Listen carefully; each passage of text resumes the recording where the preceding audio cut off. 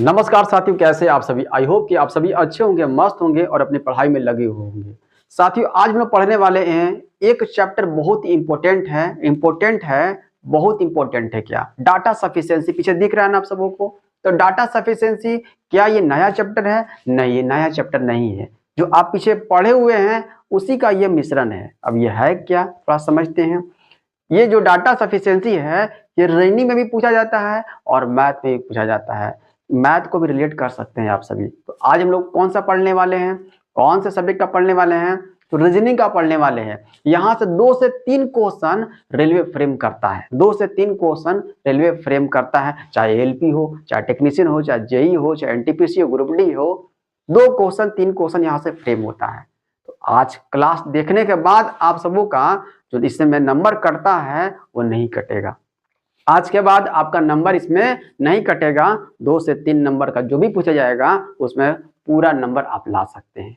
तो वीडियो को ध्यान से देखिएगा और हो सके तो नोट करके कुछ क्वेश्चन, 2-4 क्वेश्चन रखिएगा ताकि रिवीजन में आपका काम आ सके। चलिए स्टार्ट करते हैं, समझते हैं डाटा सफिशिएंसी का। देखिए, डेटा समझ में आता है कि डेटा सफिशिएंसी मतलब डेटा मतलब कोई डाटा दिया हुआ रहेगा। सफिशिएंसी मतलब होता है पर्याप्त रूप में दिया हुआ रहेगा, मतलब पर्याप्तता का यहाँ पर वर्णन किया जाना जरूरी है। अब यहाँ पर देखते हैं, एक क्वेश्चन दिया हुआ रहेगा, ध्यान से। बहुत सारे क्वेश्चन हम लोग प्रैक्टिस करेंगे।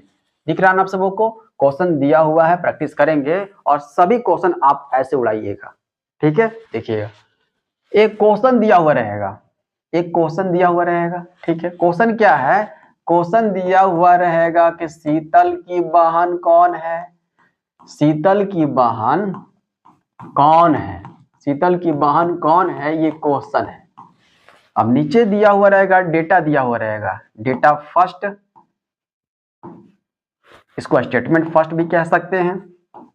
और एक दिया हुआ रहेगा डेटा सेकंड, दिया हुआ रहेगा डेटा सेकंड, डेटा सेकंड दिया हुआ रहेगा। ओके, इसको स्टेटमेंट सेकंड भी हम लोग कह सकते हैं, कोई दिक्कत। तो यहां से 5 कंडीशन बनते हैं। पांचों कंडीशन से आपके क्वेश्चन फ्रेम होते हैं, ध्यान समझिएगा।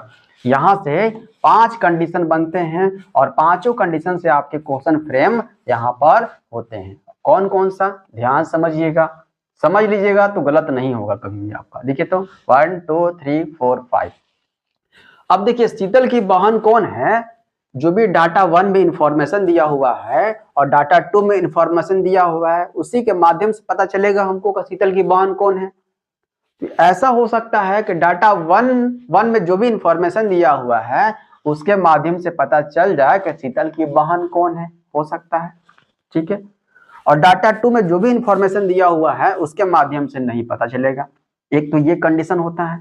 एक ये कंडीशन होता है कि फर्स्ट वाले डाटा से पता चल जाएगा कि शीतल की बहन कौन है और सेकेंड वाला डाटा से पता नहीं चलेगा कि शीतल की बहन कौन है। ये फर्स्ट कंडीशन, कोई दिक्कत। आगे सेकेंड कंडीशन क्या है? सेकेंड कंडीशन के फर्स्ट डाटा में जो भी इंफॉर्मेशन दिया हुआ है उससे पता नहीं चलेगा कि शीतल की बहन कौन है, और डेटा 2 में जो भी इंफॉर्मेशन दिया हुआ है उससे पता चल जाएगा कि शीतल की बहन कौन है। ये दूसरा कंडीशन हो गया, कोई दिक्कत यहां तक। अब तीसरा कंडीशन क्या है? थर्ड कंडीशन समझिएगा। 2 कंडीशन में कोई दिक्कत नहीं हुआ होगा। थर्ड कंडीशन में क्या है कि डेटा 1 में जो भी इंफॉर्मेशन दिया हुआ है उससे भी नहीं पता चलेगा कि शीतल की बहन कौन है, और डेटा 2 में जो इंफॉर्मेशन दिया गया है उससे भी ना पता चलेगा कि शीतल की बहन कौन है। ये थर्ड कंडीशन। दोनों से पता नहीं चलेगा, दोनों से पता नहीं चलेगा कि शीतल की बहन कौन है। या फिर ऐसा होता है, फोर्थ कंडीशन में चलते हैं। फोर्थ कंडीशन में क्या, इससे भी पता चलेगा, इससे भी पता चलेगा, इससे भी पता चल जाएगा कि शीतल की बहन कौन है, और इससे भी पता चल जाएगा शीतल की बहन कौन है। मतलब इससे भी पता चल जाएगा शीतल की बहन कौन है, और डेटा सेकंड से भी पता चल जाएगा कि शीतल की बहन कौन है। तो यहाँ पर लगेगा आइदर का केस या का केस लगेगा, ध्यान से। आइदर का केस या का केस लगेगा। आई बात समझ में? इससे भी निकल जाएगा और इससे भी, सेकंड डेटा से भी निकल जाएगा ये शीतल की बहन कौन है, तो आइदर का केस होगा। आई बात समझ में? चलिए आगे। एक और क्या है, एक और क्या है कि फर्स्ट डेटा से पता चल गया, फिर फर्स्ट डेटा से पता नहीं चला है ना। देखिएगा ध्यान से, 5 वाला बहुत इंपॉर्टेंट है। क्या, ध्यान समझिएगा। कि फर्स्ट डेटा का इस्तेमाल किए और सेकेंड डेटा का इस्तेमाल किए, दोनों को मिलाकर जो है, मिलाकर पता चल रहा है शीतल की बहन कौन है।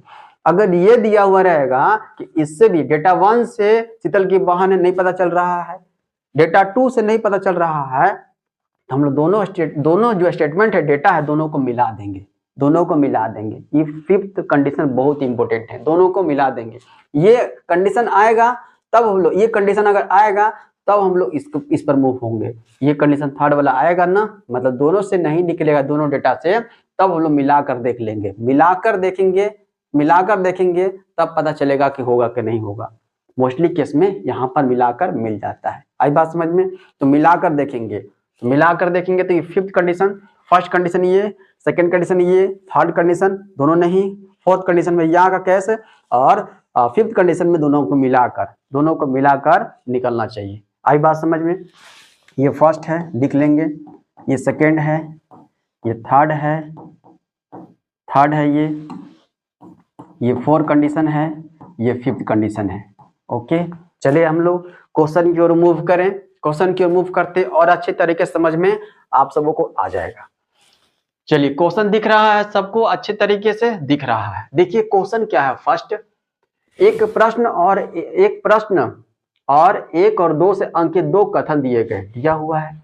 आपको निर्णय करना है कि प्रश्न का उत्तर देने के लिए कौन सा कथन पर्याप्त है। वही चीज है, कौन सा पर्याप्त है इस प्रश्न का उत्तर देने के लिए। कथन 1 पर्याप्त है, कथन 2 पर्याप्त है, क्वेश्चन यही है। देखिए क्वेश्चन क्या है, ये क्वेश्चन लिखा हुआ है। क्वेश्चन है दिनेश के कितने भाई हैं, ये पूछा गया है। स्टेटमेंट 1 ये दिया हुआ है, स्टेटमेंट 2 ये दिया हुआ है, कथन 1 दिया, कथन 2। दिनेश की माँ के 3 बच्चे हैं, दिनेश के माँ के 3 बच्चे हैं, 3 बच्चा है। क्या इससे पता चल रहा है कि दिनेश के कितने भाई हैं? दिनेश के माँ के 3 बच्चे हैं, हो सके तो 2 बहन है, 2 बेटी होगी, 1 बेटा होगा, या 2 बेटा होगा 1 बेटी होगा। कंफर्म है? यहाँ पर कंफर्म है। अभी इसको नहीं लेना है। दिनेश की माँ के 3 बच्चे हैं, इससे पता चल जाएगा कि दिनेश के कितने भाई हैं। दिनेश के भाई कितने हैं ये तो कंफर्म नहीं पता चल रहा है। 2 बहनें भी हो सकती है, 1 भाई भी हो सकता है, 2 भाई भी हो सकता है, 1 बहन भी हो सकती है। हो सके तो सबके सब भाई हो सकते हैं, सबके सब बहनें हो सकती हैं। बट यहाँ पर माँ के 3 बच्चे हैं, बच्चे में कुछ भी हो सकता है। कंफर्म नहीं है कि दिनेश के कितने भाई हैं, तो ये कट हो जाएगा। आई बात समझ में? कंफर्म नहीं है। आगे, अब जब सेकेंड वाला हम लोग देखेंगे तो फर्स्ट वाले को हम लोग ध्यान ना देंगे। ध्यान से रखिएगा, ध्यान से डाटा का इस्तेमाल कीजिएगा। जब हम लोग सेकेंड को देखेंगे, फर्स्ट को देखे तो हम लोग सेकेंड वाले को ध्यान नहीं रखे थे, उसी तरीके से जब सेकेंड वाले को ध्यान में रखेंगे, सेकेंड वाले को देखेंगे तो फर्स्ट वाले को ध्यान में नहीं रखेंगे। ध्यान से इसको तोप देंगे, बंद कर देंगे। दिनेश की 2 बहनें हैं, दिनेश की 2 बहन से पता चल जाएगा कि दिनेश के कितने भाई हैं। आई बात समझ में? फर्स्ट वाला डाटा नहीं लेना है, फर्स्ट वाले डाटा को एकदम बंद कर देना है। सेकेंड वाले की बात कर रहे हैं सिर्फ। दिनेश के 2 बहनें हैं, इससे पता चल जाएगा दिनेश के कितने भाई हैं। ना सर, इसमें भाई का जिक्र नहीं किया गया है, कितना बच्चा है वो भी जिक्र नहीं किया गया है। आई बात समझ? ये कट गया, ये भी कट गया, दोनों कट गया। अब जब दोनों कट जाता है, ध्यान सुनिएगा, दोनों जब कट जाता है तो दोनों को फिर अब मिलाते हैं। अब क्या करेंगे, दोनों को मिलाकर देख लेंगे, क्या करेंगे, दोनों को मिलाकर। क्या दोनों को मिलाकर पता चल जा रहा है कि दिनेश के कितने भाई। देखिए तो अब दोनों को मिला लेते हैं। कटने के बाद देखना है, दिनेश की माँ के 3 बच्चा है, दिनेश की माँ के 3 बच्चे हैं, और दिनेश की 2 बहनें हैं, 2 बहन है और माँ के 3 ही बच्चे हैं। 3 बच्चे हैं जिसमें 2 बहनें हैं, तो भाई तो 1 ही हो जाएगा। आई बात समझ में? मिला दिए तो पता चल गया ना कि भाई कितना है, भाई 1 है। भाई कितना है, भाई 1 है। आई बात समझ में? आई बात समझ में? तो दोनों को मिलाकर निकल रहा है, तो मिलाने पर निकल रहा है। देखिए ऑप्शन कौन सा हो जाएगा? एक साथ दोनों कथनों की आवश्यकता है, बिल्कुल। आई बात समझ में? कुछ और क्वेश्चन करेंगे और अच्छे तरीके से समझ में आ जाएगा। देखते हैं सेकंड क्वेश्चन, क्या जेड एक्स का भाई है? देखिए क्वेश्चन है क्या जेड एक्स का भाई है, क्वेश्चन पूछ रहा है क्या जेड एक्स का भाई है? देख लेते हैं, यहां पर फोकस कीजिए। वाई का भाई कथन एक में क्वेश्चन पूछा है, ध्यान से समझिए, क्या जेड एक्स का भाई है? क्या जेड एक्स का भाई है? क्वेश्चन पूछा है, कथन एक में वाई का भाई एक्स है, वाई का भाई एक्स है। देख रहे हैं ना, ब्लड रिलेशन से भी क्वेश्चन पूछा जाएगा, आपका कोडिंग डिकोडिंग से भी क्वेश्चन पूछा जाएगा, डायरेक्शन से भी क्वेश्चन पूछा जाएगा, हर तरीके का इसमें डाला जाएगा। तो नहीं कह सकते हैं कि एक नया चैप्टर है, जो पीछे आप पढ़े हुए हैं उसी को मिलाकर ये बनाया जाता है डाटा सफिशिएंसी। आई बात समझ में? देखिएगा, y का भाई x है, y का भाई x है, y का भाई कौन है? तो x है, x कर दिए, प्लस कर दिए, मतलब ये भाई बन गया। और z का भाई y है, z का भाई कौन है? तो z का भाई y कर दिए। ओके, z का भाई y है। अब दो का हम लोग ध्यान नहीं देंगे, ध्यान से दो को ध्यान नहीं देंगे। तो इससे पता चल रहा है, देखिए तो क्या zx का भाई है? देखिए तो इसका डाटा, इसका जो है क्या, इसका क्या जेंडर है पता चल रहा है ना? सर पता तो चल नहीं रहा है। कैसे कह सकते हैं कि जेड एक्स का भाई है? जेड एक्स का भाई है कि बहन है, इस तरह पता चल रहा है? इससे पता नहीं चल रहा है, नहीं चल रहा है ना, इसको काट देंगे, इसको हम लोग क्या कर देंगे? काट देंगे। नहीं पता चल रहा ना, कोई यहाँ जेंडर इसका बारे में बात नहीं कहा गया है, कोई जेंडर की बात नहीं किया गया है। आगे अब हम लोग सेकेंड वाले को देख लेते हैं, सेकेंड वाले को देख लेते हैं। कथन सेकेंड क्या कहता है? एक्स वाई और जेड सहोदर भाई बहन है। सहोदर का मतलब यह बोल दिया है भाई बहन है। एक्स वाई और जेड तीनों क्या है? तीनों भाई बहन है। ये भाई बहन हो सकता है, ये भाई बहन हो सकता है ना? माइनस कर देते हैं, ये भाई बहन हो सकता है,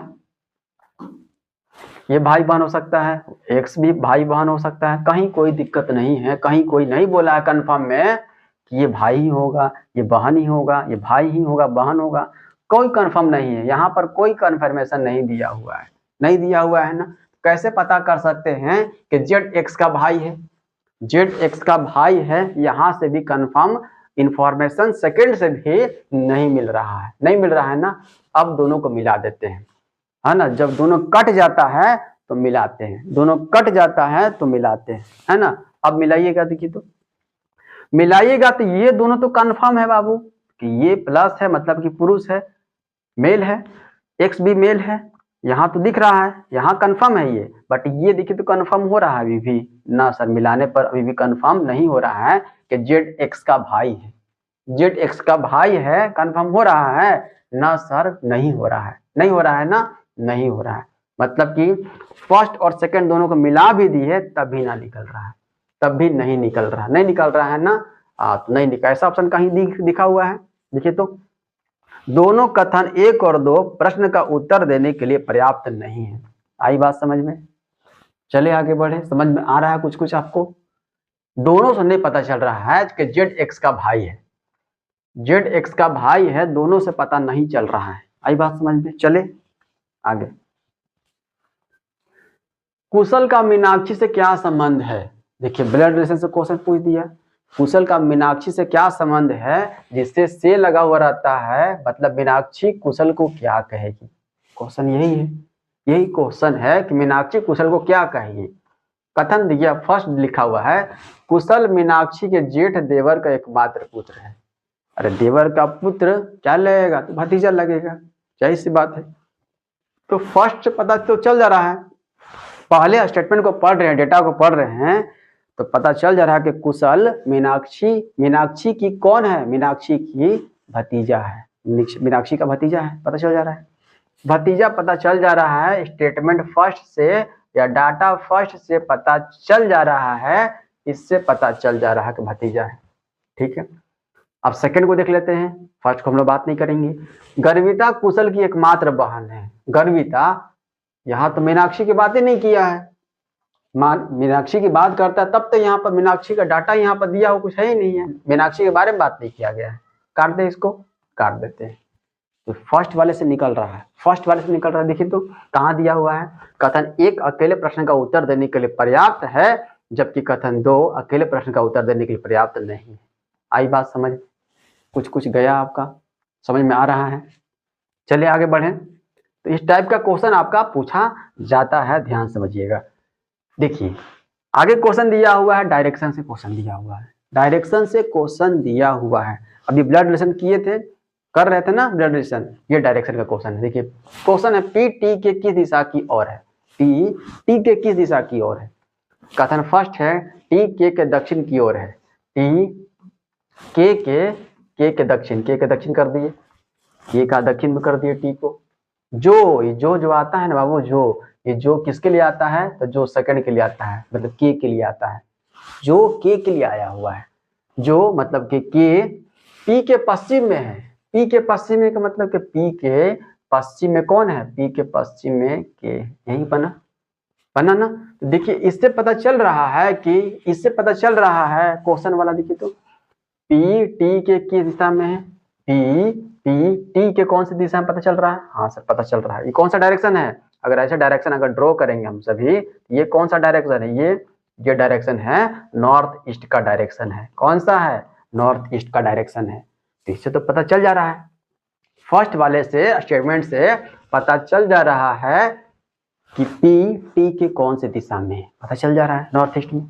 सेकंड को देख लेते हैं, सेकंड को देखने से पहले आप सभी एक नजर से देख लीजिएगा कि डाटा पी और टी दिया हुआ है ना सर, इसमें तो टी तो दिया हुआ है, भी तो अब यहाँ पर पी दिया हुआ है ही नहीं, तो पी दिया हुआ नहीं है तो रिजेक्ट नहीं कर सकते, इसको नहीं बनेगा यहाँ पर ये कि पी टी के कौन सी दिशा में, पी का यूज नहीं किया है, पी का यूज नहीं किया है। आई बात समझ में, पी का यूज नहीं किया है इसलिए कट कर दिए। अगर दिया हुआ रहता तो हम लोग चेक करके देखते, चेक करने की जरूरत भी नहीं है इसको। तो देखिए कौन सा हो जाएगा, फर्स्ट नंबर फॉलो कर रहा है, केवल कथन एक जानकारी प्रश्न का उत्तर देने के लिए पर्याप्त है। आई बात समझ में, कोई दिक्कत कोई समस्या, चले आगे बढ़े देख लेते हैं।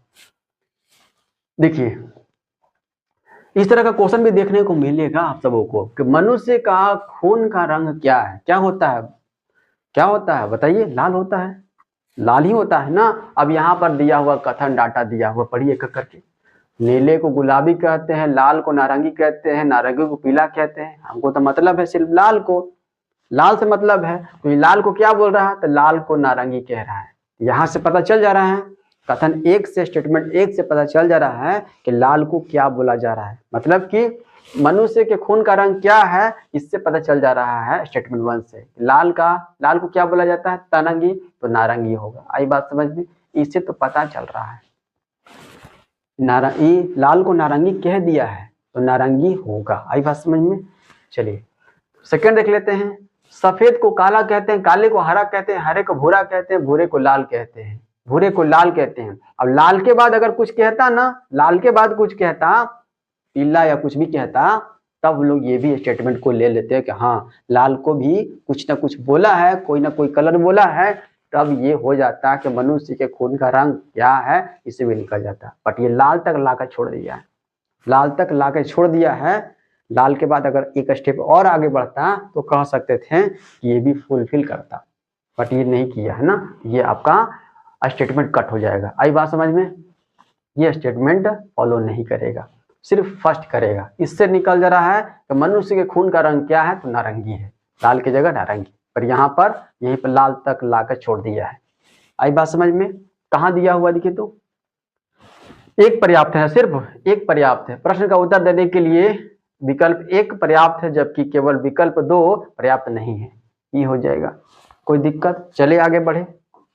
देखिए अब यहाँ आता है क्या, यहाँ पर आ जाता है चाइनीज कोडिंग। कोडिंग डिकोडिंग पढ़े हैं ना, कोडिंग डिकोडिंग में एक चाइनीज कोडिंग होता है, वहां से क्वेश्चन पूछा हुआ है। देखिए कूट भाषा में वॉक्स के लिए क्या कूट होगा, वॉक्स के लिए कूट क्या होगा। देखिए तो कथन एक, देखिए तो कथन एक से पता हो सकता, फाइनली पता हो सकता है कि वॉक्स का क्या होगा। तो इसमें मैंने आपको बताया है, दो स्टेटमेंट दिया हुआ रहता था, वहां हम लोग क्या करते थे, कॉमन देखते थे ना, वही काम यहाँ भी करना है। तो दिया हुआ है स्टेटमेंट, दो स्टेटमेंट दिया हुआ है, यहाँ से देख लेते हैं वॉक्स। यहाँ से कंफर्मेशन नहीं है, फर्स्ट वाले से कंफर्म नहीं, अगर दो ना ले तो फर्स्ट वाले से कंफर्म नहीं है कि सी के लिए ही होगा, वॉक्स के लिए का ही होगा, फास्ट के लिए टू होगा। ये कहीं कोई कंफर्मेशन यहाँ पर नहीं पता चल रहा है, तो फर्स्ट पता नहीं चल रहा है। सेकंड से पता चल रहा है, देखिए तो इससे पता नहीं चल रहा है। सेकंड से पता चल रहा है, सेकंड से तो दिया हुआ है ही नहीं वाक्स, इससे भी पता नहीं चल रहा है। जब दोनों कट हो जाता है तो दोनों को मिला कर देखते हैं, दोनों को मिला कर देखते हैं। मिला दीजिए दोनों को, सी यहाँ, सी यहाँ, और क्या मिल रहा है, और क्या मिल रहा है, फास्ट मिल रहा है, फास्ट मिल रहा है, मिल रहा है ना, मिल रहा है, कोई दिक्कत नहीं। तो इसका जो भी कूट बनाया गया है, जो भी कोड बनाया गया होगा वो भी मिलेगा, वो भी मिल जाएगा। देखिए तो क्या क्या मिल रहा है, का मिल रहा है और ही मिल रहा है, मिल रहा है, दोनों मिल गया। अब वाक्स के लिए क्या बचा हुआ है, वाक्स के लिए बचा हुआ है टू, निकल के आ गया, दोनों को मिला दिए तो वाक्स के लिए कन्फर्म में जो कूट आना चाहिए, जो कोड आना चाहिए वो निकल कर आ गया टू, आ गया टू। दोनों को मिलाए तब, दोनों को मिलाए तब आया ना।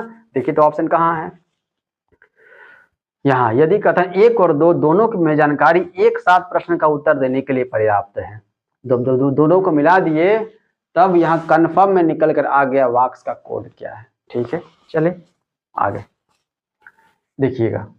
नेक्स्ट क्वेश्चन है, एफ, जी, एच और आई में से केवल एक व्यक्ति के पास शैक्षिक उपाधि नहीं है, वह कौन है, यही पूछा जा रहा है।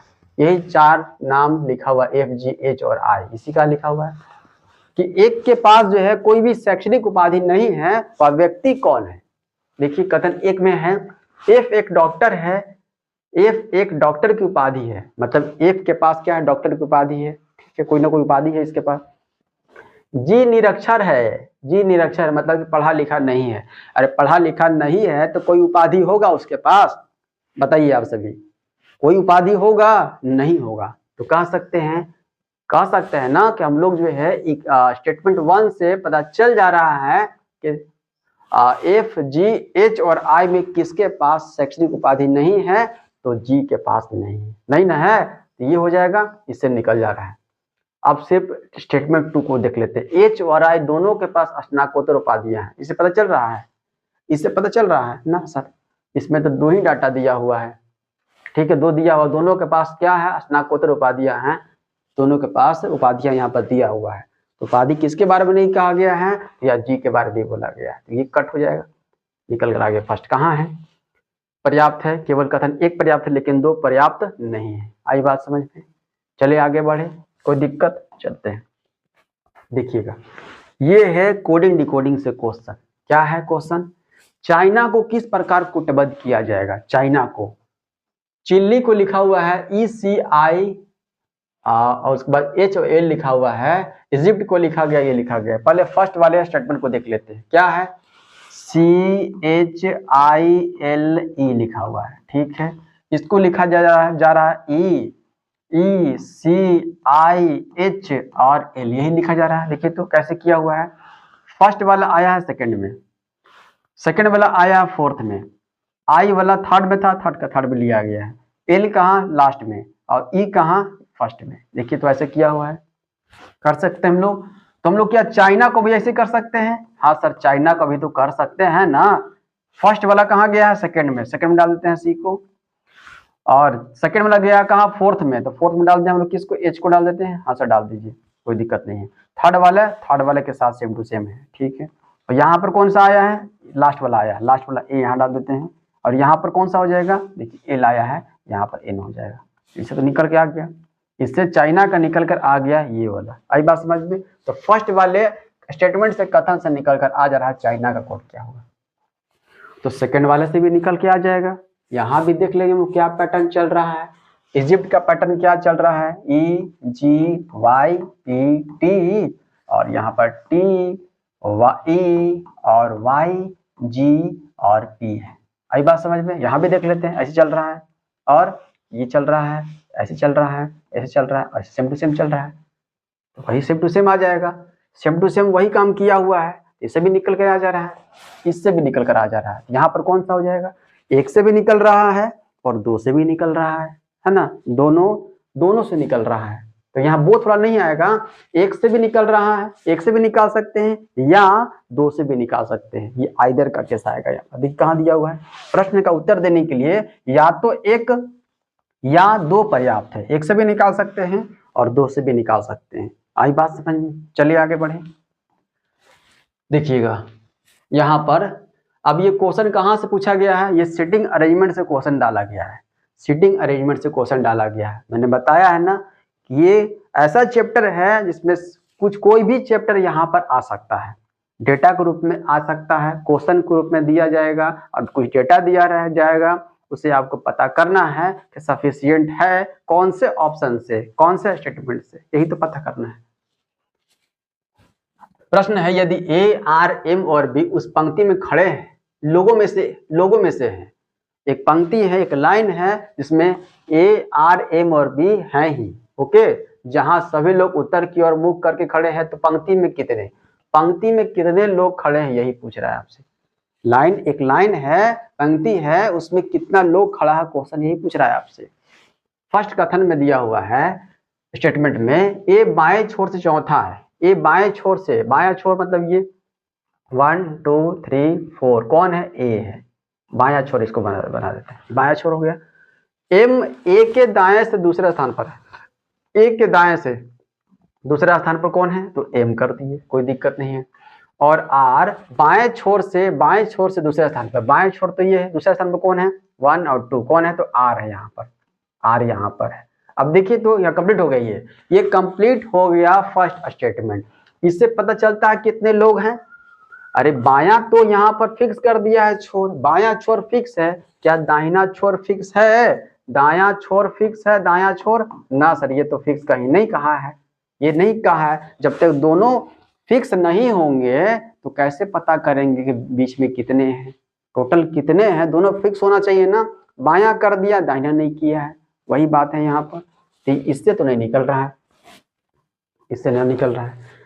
अब इसको देख लेते हैं, एम दाएं छोर से चौथा है, एम दाएं छोर से चौथा है, ठीक है, दायां छोर चौथा है, 1 2 3 4, एम दायां छोर से चौथा है, दायां छोर ये बोल दिया, दायां छोर है, ओके, दायां छोर है। आगे एम और बी के मध्य दो व्यक्ति हैं, एम और बी के मध्य दो व्यक्ति हैं, एम और बी के मध्य, तो बी या तो यहाँ होगा, एम और बी के मध्य दो व्यक्ति हो गया, या तो इधर हो गया, इधर भी हो सकता है, इधर भी होगा, यदि यहाँ भी हो सकता है, यहाँ भी हो सकता है। आगे बोला गया बी एम के दाईं ओर है, बी जो होगा एम के दायां ओर, एम के दायां तो ये हो रहा है सही, यदि ये वाला गड़बड़ है, ये वाला नहीं ले सकते हम सभी, ये फिक्स कर दिया, एम के दायां है कौन, बी है। चलिए आगे, अब देखिए तो इससे पता चल रहा है ये दाहिने को फिक्स किया है, बायां को फिक्स नहीं कर पाया है, इससे भी नहीं निकाल सकते हैं, नहीं निकाल सकते हैं। अब दोनों को मिला देंगे बाबू, देखिए तो दोनों को मिला देंगे, जब भी दोनों कट जाता है उसके बाद देखेंगे दोनों को मिलाएंगे, मिलाकर देखेंगे, मिलाकर आंसर क्या निकलता है देखते हैं। एक बायां छोर को फिक्स किया है और दूसरा वाला दाहिने छोर को फिक्स किया कर दिया है, यही तो चाहिए था ना। एक बायां छोर को फिक्स करेगा, दूसरा दायां छोर को फिक्स कर देगा, तो पता चल जाएगा कितने परसेंट है बीच में। और एक देखेंगे हम लोग कौन सा मिल रहा है, एम यहाँ पर भी बात कर रहा है, एम यहाँ भी बात कर रहा है, मिला देते हैं हम लोग, तो बन क्या जाएगा, ये बायां छोर हो गया, 1 2 3 4, यहाँ पर ए हो गया, ओके, यहाँ आर हो गया, यहाँ पर एक और है, यहाँ पर एम हो जा रहा है, और एम के बाद कितना 1 2 3, 1 2 3, यहाँ पर दाहिना छोर आ गया, यहाँ पर बी बैठा हुआ है, ठीक है। तो बायां छोर और दाहिना छोर के पता चल रहा है कितने होंगे, देखिए 1 2 3 4 5 6 7 8 9 यहाँ पर लोग बैठे हुए, बाएं छोर से दाएं छोर के बीच में 9% बैठे हुए, पता चल गया ना, पता चल गया। ऑप्शन कौन सा हो गया, देखिए तो हाँ, कथन 1 और 2 दी गई जानकारी एक साथ प्रश्न का उत्तर देने के लिए पर्याप्त है। आई बात समझ में, चलिए आगे बढ़े। आज के बाद ये क्वेश्चन अगर आए तो छोड़िएगा नहीं, और 100% सिक्योरिटी के साथ आंसर सही मार कर आगे बढ़ना है, ठीक है। आप देखिएगा फिर से आ गया कोडिंग डिकोडिंग, चाइनीज कोडिंग आ गया, किंग के लिए कोड, तो आपको आंख बंद करना है और दोनों में देखना शुरू कर देना है, दोनों में देखना शुरू कर देना है ना। दोनों में देखिए तो चाइनीज कोडिंग है, दोनों में देखना जरूरी है। क्या क्या मिल रहा है, तो किंग मिल रहा है, ठीक है, और साथ साथ क्या मिल रहा है, इज भी मिल रहा है, तो कोड भी मिलेगा, दो कोड भी मिलेगा, एक फैन मिलेगा, एक ले मिलेगा। यहाँ दोनों से देखिए कन्फर्म है, दोनों से कन्फर्म है कि किंग का कोड फैन होगा कि ले होगा, इज का कोड फैन होगा कि ले होगा, कोई कन्फर्म यहाँ पर दे रहा है। दोनों को अगर मिला दिए, दोनों को मिला दिए तो यहाँ पर कंफर्म तो नहीं आ रहा है, नहीं आ रहा है ना। नहीं मिल रहा। किंग के लिए कोड क्या होगा, फेन होगा ले, नहीं पता चल रहा है। इज के लिए कोड क्या होगा, पता नहीं चल रहा है। दोनों को मिला दे तभी नहीं पता चल रहा है। तो कथन 1 और 2 दोनों एक साथ पर्याप्त नहीं है, यही हो जाएगा, यही हो जाएगा, एक साथ पर्याप्त नहीं है। आई बात समझ में। तो चाइनीज कोडिंग जब भी आएगा तो आपको दोनों को मिलाकर ही देखिएगा, दोनों को मिलाकर ही देखिएगा। ओके, चलिए आगे देखिएगा। यहां कहा जा रहा है, ध्यान से समझिएगा, बहुत इंपॉर्टेंट क्वेश्चन है। सरस्वती का जन्म किस वर्ष हुआ था? सरस्वती की बात कहा जा रहा है। फर्स्ट स्टेटमेंट है, सरस्वती वर्तमान में अपने पिता से 35 वर्ष छोटी है। यहाँ तो वर्ष के बारे में जिक्र नहीं किया है, वर्ष के बारे में जिक्र नहीं किया है। आपसे वर्ष पूछा है, कौन से ईयर में, इससे तो नहीं पता चल रहा है, इससे पता नहीं चल रहा है, नहीं चल रहा है ना। सेकंड स्टेटमेंट, सरस्वती का भाई जिसका जन्म 1974 में हुआ था अपने पिता से 45 वर्ष छोटा है। तो यहाँ तो सरस्वती का भाई के बारे में जिक्र किया गया है, सरस्वती के बारे में जिक्र किया गया है नहीं। अगर सिर्फ स्टेटमेंट 2 को लेकर चला जाए तो सरस्वती का ईयर पता चलेगा, क्योंकि सरस्वती की बात नहीं किया है, सरस्वती के भाई के बारे में बात किया है, सरस्वती के भाई के बारे में बात किया है, यहां से भी नहीं निकाल सकते। आई बात समझ में। अब दोनों को मिला देते हैं, दोनों को मिला देते हैं। जब दोनों कट जाता है दोनों को अब मिक्स कर देते हैं, मिला कर देख लेते हैं। देखिए मिला करके, तो सरस्वती का भाई जिसका जन्म 1974 में हुआ था अपने पिता से 45 वर्ष छोटा है। ठीक है, अगर आपको कहा जाए, अगर आपको कहा जाए कि आप और आपके भाई, आप और आपके भाई, अगर अभी आप मान लीजिए अभी आप पैदा हुए हैं और आपका भाई का उम्र आपसे 2 साल बड़ा है, आपके भाई का उम्र आपसे 2 साल बड़ा है, मतलब कि अभी आप पैदा हुए हैं। तो आपका बड़ा भाई कब पैदा हुआ होगा? आपसे 2 साल पहले, आपके ईयर से 2 साल पहले पैदा हुआ होगा। आई बात समझ में। यही यहाँ समझना है, यही यहाँ पर समझना है कि सरस्वती का भाई जिसका जन्म 1974 में हुआ था, तो पिता का जन्म कब हुआ था? 1974 में से हम लोग हटा देंगे, अपने पिता से 45 वर्ष छोटा है। कौन छोटा है? तो छोटा है उसका भाई, उसका भाई छोटा है। तो 45 साल क्या कर देंगे? तो 45 साल यहाँ पर हटा देंगे, घटा देंगे। तो पिता का जन्म यहाँ से निकल कर आ जाएगा, पिता का जन्म यहाँ पर हो जाएगा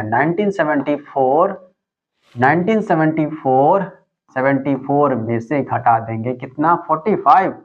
हाँ सर 45 घटा दीजिए, पता चल जाएगा कितना हो जाएगा? 1929 हो जाएगा, 1929 आ जाएगा। 1929 में पिता जन्म लिए थे। आई बात समझ, 1929 में। अब ऊपर आते हैं, सरस्वती वर्तमान में अपने पिता से 35 वर्ष छोटी है, मतलब कि 35 वर्ष बाद में पैदा हुई होगी, 35 वर्ष अपने पिता से बाद में पैदा हुई होगी, तब तो छोटी है ये, तब तो छोटी है। इसमें क्या करेंगे हम लोग? इसमें करेंगे सरस्वती का ईयर पता करना है ना। सरस्वती का जन्म कब हुआ था? सरस्वती का जन्म कब हुआ था यहां से निकाल सकते हैं। 1929 में हम लोग ऐड कर देंगे 35 को, तो पता चल जाएगा 9 5 14 का 4 कैरी 1, 2 3 5 1 6 हो जाएगा। 1964 में पैदा हुई थी कौन? 1964 में कौन पैदा हुई थी? तो सरस्वती पैदा हुई थी। आई बात समझ में। तो दोनों को मिलाकर निकल रहा है, कहाँ दिया हुआ है? यहाँ पर दिया हुआ। 1 और 2 एकत्रित रूप से पर्याप्त नहीं, 1 और 2 एकत्रित रूप से पर्याप्त है, एकत्रित रूप से पर्याप्त है, साथ साथ पर्याप्त है। आई बात समझ में। चलिए आगे बढ़े, कोई दिक्कत नहीं हुआ हो। क्वेश्चन है कि प्रीति, अपर्णा, रितिका, सोनी और तान्या में सबसे हल्का कौन है? हल्का की बात कर रहा है, भारी की नहीं, सबसे हल्का की। कथन बोला जा रहा है रितिका अपर्णा और तान्या से भारी है। रितिका, ध्यान समझिएगा, रितिका, अपर्णा और तान्या, अपर्णा और तान्या, अपर्णा और तान्या, अपर्णा और तान्या। अब अपर्णा ऊपर होगी कि तान्या छोटी होगी, तान्या ऊपर होगा कि अपर्णा छोटा होगा, इस पर कोई कंफर्मेशन यहाँ पर नहीं दिया हुआ। ध्यान से, जहां तक बोला जा रहा है हमने कर लिया। रितिका अपर्णा और तान्या से भारी कर दी रितिका को, लेकिन सोनी से हल्की है, लेकिन सोनी से हल्की है। लेकिन किसके लिए आया है? तो लेकिन आया है रितिका के लिए, रितिका के। रितिका जो है सोनी से हल्की है, तो सोनी से हल्की मतलब सोनी ऊपर, सोनी से हल्की मतलब कि सोनी से हल्की मतलब रीति का नीचे, सोनी ऊपर हो गया। इससे तो इससे पता चल रहा है, देखिए तो इससे पता चल रहा है, इससे पता चल रहा है कि सबसे हल्का कौन है। अभी भी एक नाम अभी मिसिंग है, कौन? प्रीति। अब प्रीति यहाँ होगी कि प्रीति यहाँ होगी, कहाँ प्रीति होगी, कोई कंफर्मेशन है, कंफर्म है? यहाँ पर कंफर्म तो नहीं है। तो कैसे पता कर सकते हैं कि हल्का कौन है? ना सर, इससे तो दिक्कत है, इससे नहीं पता कर सकते हम लोग। ठीक है, अब सोनी सबसे भारी है, केवल 2 को ले लेंगे, 1 को हटा देंगे, बंद कर देंगे, तोप देंगे, जो करना है, सिर्फ 2 को देखेंगे। सोनी सबसे भारी नहीं है, सोनी सबसे भारी नहीं है, इससे पता चल जाएगा, इससे पता चल जाएगा सबसे हल्का कौन है। नहीं, इसमें सिर्फ सोनी की बात किया है और 4 और का बातें नहीं किया है, नहीं किया है, नहीं बात किया है 3 और का, 4 और का बात नहीं किया है इसमें। ये तो होगा ही, एकदम नहीं होगा ये। अब दोनों को मिला देते हैं, दोनों को मिलाते हैं। यहाँ तक डाटा फर्स्ट वाले से आ रहा था, फर्स्ट वाले डाटा से ये निकल के आ रहा था, सोनी सबसे भारी नहीं है। सोनी सबसे भारी नहीं है मतलब इससे भी कोई भारी होगा। कौन है, कौन मिसिंग है? प्रीति। प्रीति भारी है। सोनी सबसे भारी नहीं है मतलब कौन है? तो प्रीति है। आई बात समझ में? तो अभी भी प्रीति हो गया, सोनी हो गया, रितिका हो गया, अभी भी इसके बारे में कुछ बोला गया है?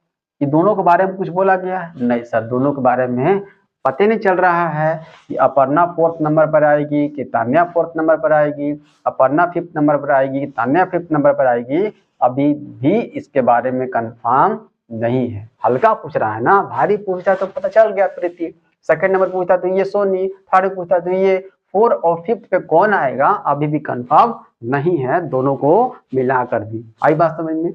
तो किसी से नहीं निकल रहा है, ये हो जाएगा कथन 1 और 2 दोनों में दी गई जानकारी एक साथ प्रश्न का उत्तर देने के लिए पर्याप्त नहीं है। आई बात समझ में? चलिए आगे बढ़े हम लोग, देखिएगा ध्यान से। ये देखिए बहुत इंपॉर्टेंट है, ये क्वेश्चन पूछा गया है, इतना बड़ा बच्चा को डराने के लिए दिया गया। स्टार्टिंग में मेन क्वेश्चन प्रारंभ होता है कहाँ से?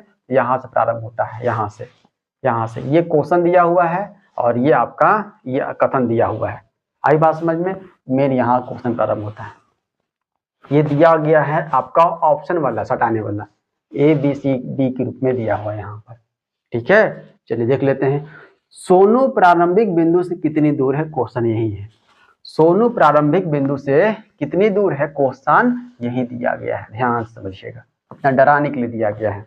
मेन क्वेश्चन यहाँ से प्रारंभ होता है। ठीक है, और ये स्टेटमेंट फर्स्ट है और ये स्टेटमेंट सेकेंड है। ओके, चलिए सोनू प्रारंभिक बिंदु से कितनी दूर है देख लेते हैं स्टेटमेंट फर्स्ट को। सोनू पूर्व की ओर 10 किलोमीटर चलता है। सोनू पूर्व की ओर, सोनू जो है पूर्व की ओर, लीजिए सोनू पूर्व की ओर, तो पूर्व कौन सा हो जाएगा? पूर्व की ओर 10 किलोमीटर, लीजिए चला दी 10 किलोमीटर पूर्व की ओर। फिर 4 किलोमीटर बाईं और फिर 4 किलोमीटर बायां, ऐसे अगर चल रहे हैं तो बायां कौन? बायां ऊपर हो जाएगा, दाहिना नीचे हो जाएगा। 4 किलोमीटर बायां, 4 किलोमीटर बायां चला दिए, लीजिए चला दी 4 किलोमीटर बायां।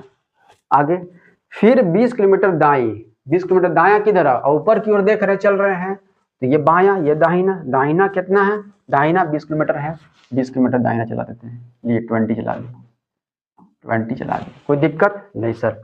अंत में 4 किलोमीटर दाई और दायां किधर हो जाएगा? दायां ऊपर तो नहीं होगा, नीचे होगा दायां 4 किलोमीटर मतलब यही सिंपल यही लाइन पर आ जाएगा, यही सिंपल लाइन पर आ जाएगा 4 किलोमीटर यहाँ पर। कोई दिक्कत यहाँ तक? कोई दिक्कत नहीं, समझ में आ रहा है? आगे हो गया कंप्लीट।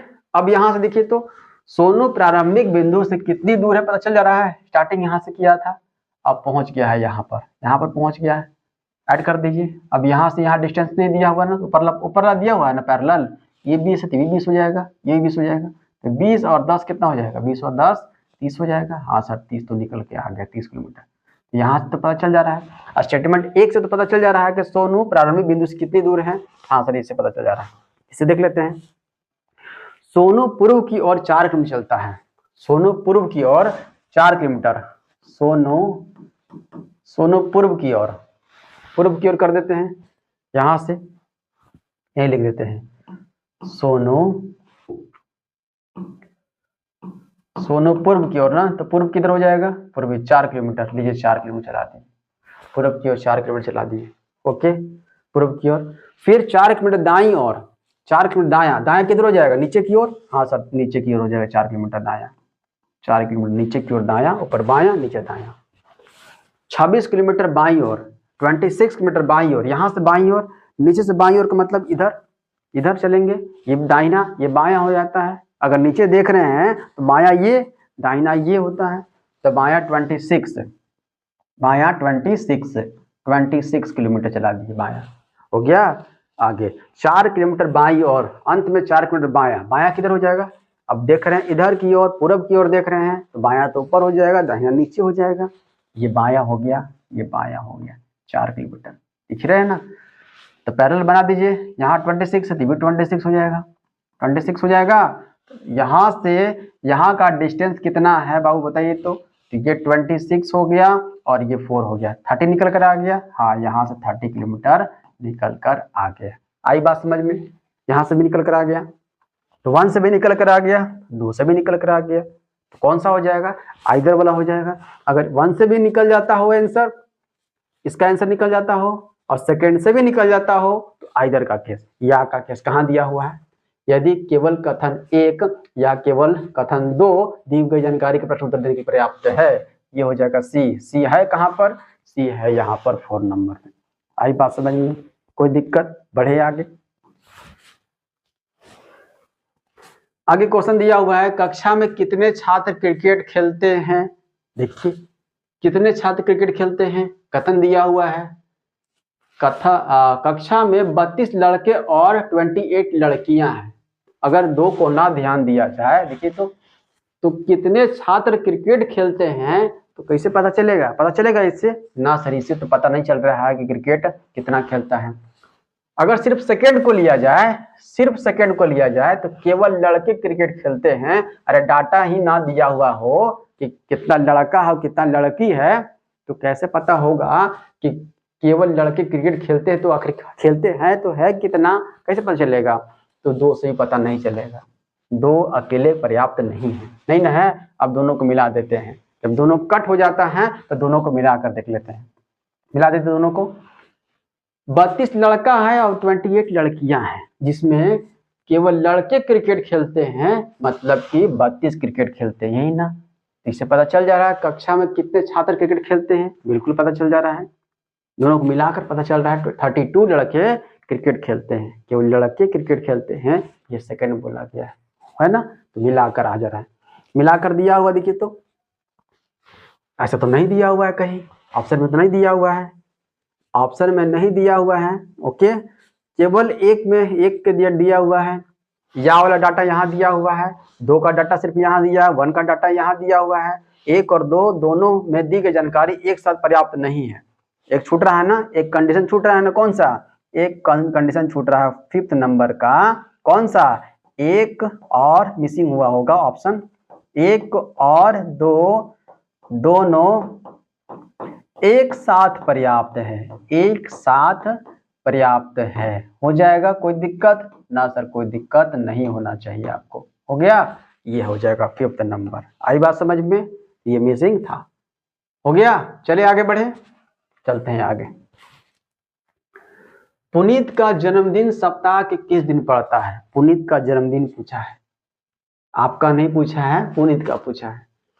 फर्स्ट कथन में है कि अर्जुन को ठीक से याद है कि पुतिन का जन्म, पुतिन देख रहे, पुतिन रूस के बारे में यहाँ पर याद आ जा रहा है, पुतिन याद आ जा रहा है, पुतिन साहब याद आ जा रहे हैं। अर्जुन को ठीक से याद है कि पुनीत का जन्मदिन गुरुवार से पहले लेकिन सोमवार के बाद, तो सोमवार तो नहीं लेंगे, सोमवार के बाद, सोमवार, मंगलवार, बुधवार और एक गुरुवार, है ना, गुरुवार। अर्जुन को ठीक याद है, अर्जुन को पता है जो भी पुनीत है, पुनीत का जन्मदिन जो है, जन्मदिन सोमवार के बाद, मतलब मंगल को और बुधवार को, यही ना। और गुरुवार से पहले तो गुरुवार नहीं लेंगे, मंगलवार, सोमवार के बाद सोमवार नहीं लेंगे, या तो मंगल या बुध होगा, कोई कंफर्म नहीं आ रहा है ना। फर्स्ट से कोई कंफर्म यहाँ पर नहीं पता चल रहा है कि मंगलवार होगा कि बुधवार होगा, पता ना चल रहा है, काट दीजिए। भूषण को ठीक से याद है कि पुनीत का जन्मदिन मंगलवार के बाद, मंगलवार के बाद, ध्यान समझिएगा, मंगलवार के बाद, मंगलवार के बाद और शनिवार से पहले, शनिवार से पहले, शनिवार से पहले, शनिवार से पहले मंगल बुध बृहस्पति शुक्र हो गया, शनि तो नहीं होगा, मंगल तो नहीं है, मंगलवार के बाद, मंगलवार के बाद। तो यहाँ से भी कंफर्म पता चल रहा है, यहाँ तो जब 2 डाटा से नहीं पता चल रहा था तो 3 डाटा से कहाँ पता चलेगा, नहीं पता चलेगा। ये भी सेकंड वाला भी कंफर्म में आंसर नहीं दे पा रहा है कि पुनीत का जन्मदिन सप्ताह के किस दिन पड़ता है। अब दोनों को मिला दीजिए, जब दोनों कट जाता है दोनों को मिला दीजिए, दोनों को मिलाते हैं, देखिए तो दोनों को मिलाते हैं, ये शनिवार से पहले बोला था, ये मंगलवार के बाद बोला था, ये बोला जा रहा है सोमवार के बाद और गुरुवार से पहले। तो इसको अगर मिला देंगे तो इसके हिसाब से तो मंगलवार कट जाना चाहिए, मंगलवार जब यहाँ कटा है तो यहाँ भी मंगलवार कटा होना चाहिए ना, बोलिए। एक ही बच रहा है, दोनों को मिला दे रहे हैं तो एक ही बच रहा है बुधवार, बुधवार को। तो पुनीत का जन्मदिन कब, बुधवार को, जब दोनों मिला रहे हैं तो पता चल रहा है। कहाँ दिया हुआ देखिए तो मिलाकर एक साथ, यहाँ पर 1 और 2 दोनों में दी गई जानकारी एक साथ प्रश्न का उत्तर देने के लिए आवश्यक है। आई बात समझ में? तो आप सबको क्लास ये कैसा लगा आप सभी बताइएगा जरूर। और ये डाटा सफिशिएंसी से 2 से 3 क्वेश्चन आपके अब मुट्ठी में हो गए हैं, कोई छीन नहीं सकता है। धन्यवाद साथियों।